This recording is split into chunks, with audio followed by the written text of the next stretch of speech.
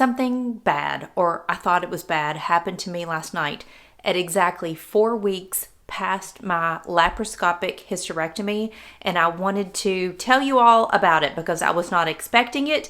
It scared me. It freaked me out. I had to call my doctor first thing this morning. I want to share that with you. So if you have a hysterectomy coming up in your future, you can be prepared that this could possibly happen to you. Plus, I wanted to give you an update on my estradiol hormone patch. I've now been on it a week, so I want to let you know how I'm feeling. Is it working? Am I noticing any improvements? And I actually have to change my patch today. And I want to show you how I apply my estradiol patch and where I've figured out I prefer it to be placed on my body.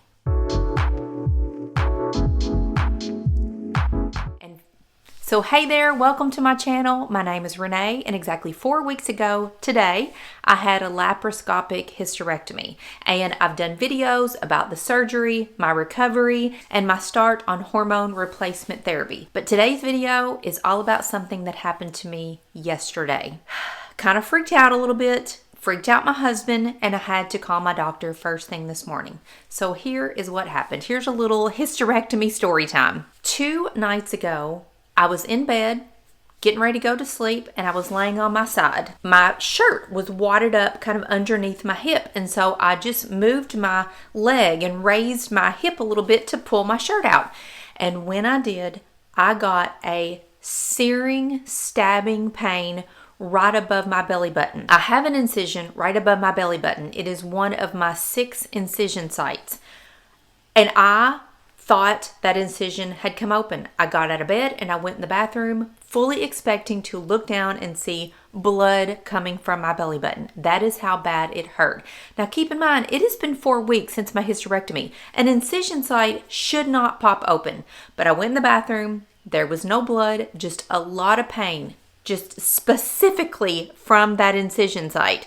And so I started feeling around on it. I could feel almost like stitches inside. I could feel the sutures inside. The skin is very thin and tender right there. But I went back to bed. It didn't happen again. All was fine the next morning. I just kind of honestly forgot about it. Although that area was tender all day long. Yesterday afternoon, about 4 o'clock, I was filming a YouTube video. I was up in my daughter's bedroom, and the video is about me redecorating her bedroom. I had bought some new bedding, and I was filming a video about the sheets, the mattress pad, the pillows, the pillowcases, everything I was loving about her new bed. And I thought, ooh, this would be really cute if I took my thumbnail picture laying on the bed. So very gently, I crawled on her bed and was gonna lay down on my stomach and take a picture. Well, let me just show you what happened. My camera was filming, and you can clearly see right here the moment when the pain got me. I was gripped with a super intense stabbing pain coming from my belly button. I don't know what that was. My husband came home. I told him about it. The rest of the night, I just had a constant pain, but only in that belly button area. But no more of the stabbing pain. It was just like an achy. I was aware of it. So when it was time to go to bed last night, I was actually rubbing my finger on that part of my belly button.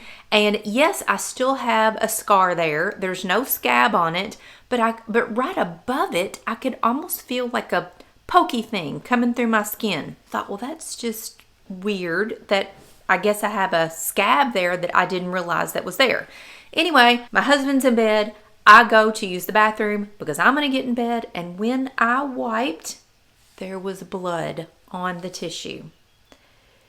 A pretty decent amount of blood, I got to say. And when I saw it, because, you know, I've had a hysterectomy. I'm not ever going to have a period again. And when I saw the blood, I actually went, and my husband said, what? What's wrong? What's wrong? And I said, there's blood. Like, I don't know what's happening. I'm bleeding. There's blood. He said, what do you mean there's blood? So I show him the tissue, and it's covered in blood.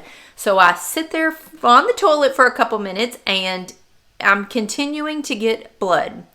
Bright red, fresh blood. So I remember, and I knew that in the paperwork my doctor gave me, it said that 10 days to 14 days after the hysterectomy, I can expect to see blood. It is very common to have a little bit of bleeding about, the 2-week point after your surgery. Well, I'm 4 weeks.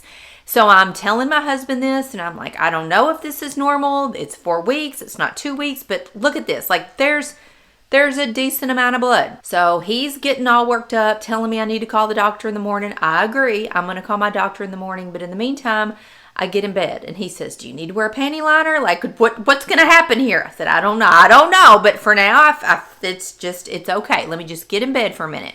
So I did get in bed. We watched Frasier, which is our nighttime, little comedy we watch before we go to sleep. Last about 20 minutes. I got up one more time, went to the bathroom, check, still bleeding. So I decided it was okay. It was under control. It was not like gushing out or anything. And I got back in bed. And every couple of hours, mentally, I woke up and I went in the bathroom and checked, and it was still bleeding. Not a lot of blood, not enough blood where I needed a panty liner, but blood where if I wiped, I had a tissue covered in blood. So this morning I get up, it is still bleeding. And we're going to get into detail here. Y'all, if this is not information that you're interested in, please feel free to move on ahead in the video. But after I get up, I'm moving around, I had my coffee, I had to go to the bathroom, I had to poop. That's my normal morning routine. And of course, I'm using my stomach muscles to poop, and when I was wiping and getting cleaned up, there was more blood than I had had during the night. I don't know if using my muscles kind of forced some more bleeding or what, but it was definitely more bleeding. So I called my doctor. I had to leave a message and I had to wait for the PA to call me back, which was several hours later. So in the meantime, I'm around the house, I'm doing my business, I'm editing YouTube videos, I'm having breakfast, I took a shower, and right before I got in the shower, I noticed that the bleeding had stopped. No more blood. And about 2 hours after the bleeding stopped, my doctor or his PA returned my phone call. So I explained to her in detail what went on, exactly what I just told you. And she said, well, 2 things. She had two things she wanted to explain to me about what I was describing to her. Number 1, my belly button area. She said, yes, you do have sutures inside right there, and a lot of them. She said those sutures dissolve, but it is very common with one of those sutures, during the process of it dissolving, it becomes loose and it can poke your skin from the inside. And she said, and it is also very common that one of those sutures can work its way through your skin and actually poke out. She said, you might actually see it coming out. Look down and you can see the suture. She said, if that happens, don't worry, take some tweezers, pull it out. It's dissolved on the inside and it's fine. And I'm thinking, oh my gosh, like I don't like the sound of this. That explains why I can feel that suture inside. I can feel it poking me. That is what the pain is. And I said, well, when I lay down in the bed and I got that searing pain, what did that mean? Did like something tear loose? What's going on? And she said, well, it's just the sutures are dissolving, they're pulling, and one of them could have just poked you at that point. However, she did not think that the bleeding I was experiencing was related to that suture in my belly button. I've explained to you all in my previous hysterectomy videos that I developed an internal hematoma on day 2 after my surgery, and it took about a week for the blood and the fluid in that hematoma to get absorbed into my body, for my body to clot it off. I bruised, I turned red, then purple, then yellow, and then green, and it was ugly and horrible and all the things, but it's now fine. She said, I need to ask you a question. Has anything been in your vagina? And I said, no. And I laughed and she laughed and she said, okay, didn't think so, but I just had to ask. I said, rest assured, nothing has been in my vagina. She said, number 2, have you had any cramping? And I said, well, yesterday I did have a little bit of a cramping feeling, but it was kind of mixed in with that stabbing feeling from the suture in my belly button. But I did have just very mild times throughout the day when I had a little bit of cramping. And I actually had cramping this morning when I was talking to her. And so I told her yes. And she said, very common that after a hysterectomy, you will collect a little pool of blood in your vagina. She said, and the fact that I had an internal hematoma, I had a pool of blood in my vagina. She said, your body will either reabsorb that or it will expel it. And she said, that is what is happening. She said, your body is expelling any remaining blood that remained in your vagina from the hysterectomy. It needs to get that blood out. She said, this is a good thing. We don't want that pool of blood to stay inside your body. It can cause complications down the road. It can cause an infection. She said, we want it to come out. Do not panic. This is good. She said, if it's a little bit of blood like I'm experiencing, it's fine. If it's a lot of blood, enough to saturate a pad, she said you need to go to the emergency room. That's a whole different situation. Well, mine's a little bit of blood. It is a dab, spotting, red toilet paper, amount of blood. Nothing alarming, but I freaked out when I saw it because I was not expecting it. But she explained it is okay. Do not panic. That is very common. And I said, oh my gosh, I apologize because since my hysterectomy, I have called my doctor's office 4 times with various random questions and concerns. And she said, it's normal. That's what we're here for. We're happy to talk to you. We will explain anything that you need us to explain. She said, it is totally fine, Renee. We're happy to do it. So now that I'm no longer panicked and worked up and I know exactly what's happening, the blood has actually stopped. It's been 4 hours now since it stopped. It's completely stopped and everything is fine. I do still have that stabbing feeling in my belly button, and it would not surprise me at all if a suture started to work its way through the skin because I swear I can see a little black dot. Now that that's out of the way, let me show you my belly and my incisions and how much the swelling has gone down in 4 weeks. This is exciting. So I still cannot wear pants with a button and zipper. They're too constricting. It presses on my belly and everything is still very tender. So I'm wearing elastic waist pants pretty much every day or leggings. But this is what my belly is looking like. 1, 2, 3, 4, 5, and this one in my belly button. My stomach is getting smaller.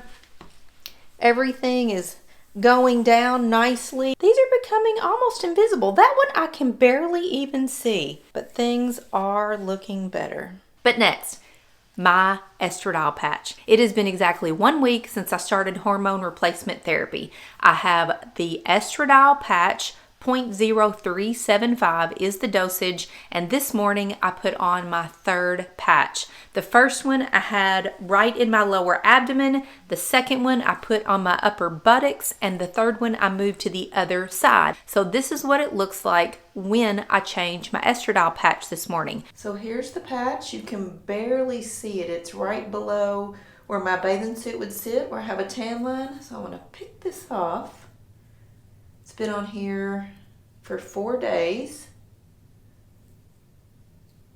and it is stuck on there fully.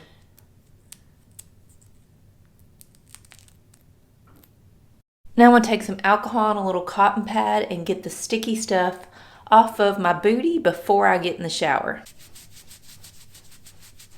So this is the patch, estradiol 0.0375. Whoops. Tear off the top. Tear off the side. And it is so little teeny, little bitty. Looks just like this. It's totally clear, and this is the patch inside. So you want to break it open, pull off one side. Don't touch the patch. I want to place it right below and then pull off that other clear side and press it down really good. And boom, look at that. You cannot even see it. And this will stay on here for 4 days. And I assure you, it is not coming off. Every day I shower. I don't scrub the area where the patch is, obviously, but I shower just like normal. I've not had any instance of it coming off or peeling up. It is very much stuck to me. But so far, the patch is working. I've had it on, I guess it would be 7 nights for 1 week. And on the first night, as I told you all in another video, I don't know if it was mental or what, but I slept better. I still had the night sweats, but they were less severe and I was able to go back to sleep quicker. Every night since I have had the patch, I've slept better and better and better. And for the past 3 nights, I have not had a hot flash. Not a single one. And when I say hot flash, I mean night sweats. I'm using the terms interchangeably, but I'm talking about night sweats. I'm talking about sleeping. I have not had the night sweats at all, y'all, and I cannot believe it. Now, I have had a couple moments where I wake up and I'm warm and I pull the covers off my shoulders, or I might stick my foot out of the covers. I'm just warm. I'm not hot. I'm not sweating. I lay there for just a second, turn over the other way, and I go right back to sleep. It is working for me, and I am beyond excited about it. Now, when I released my video last week telling you all that I was starting on the estradiol patch, I had so many people send me comments and send me messages with their concerns about me being on estrogen. And let me tell you that I have done my research. Even before my hysterectomy, I knew that I wanted hormone replacement therapy. I knew I was going to need it, and I wanted it, and I was open to it. I did months and months of research on the types of HRT, bioidentical, synthetic, what that means, what is the best option for me, the delivery methods for estrogen and progesterone and testosterone and all of the things. So I've made a decision that is best for me. I encourage you to make the decision that is best for you, but please do your research. The estradiol patch that I'm using is plant-based. It is made from soy and wild yams, of all things. And it is bioidentical. It looks exactly like the estrogen that my body produces naturally. So all I'm doing in a nutshell is replacing what my body can no longer produce itself because I don't have ovaries. And estradiol is a generic form of the estrogen. It can be sold under lots of brand names, but estradiol is the generic name, and I am taking the generic version of that because that is what my insurance covers, and that is what is readily available to me. This is my update on week 4 because I did have a scare, I did panic, I saw blood, wasn't expecting blood, and now that I know that it's okay. So I wanted to share that in a video with you all and just be open and honest about what is happening with my body, because I know so many women are going to go through this exact same thing that I went through, and I want you to be prepared. I want to help you in any way that I can. I think it's important that I put it out there. So I'll see you in my next video.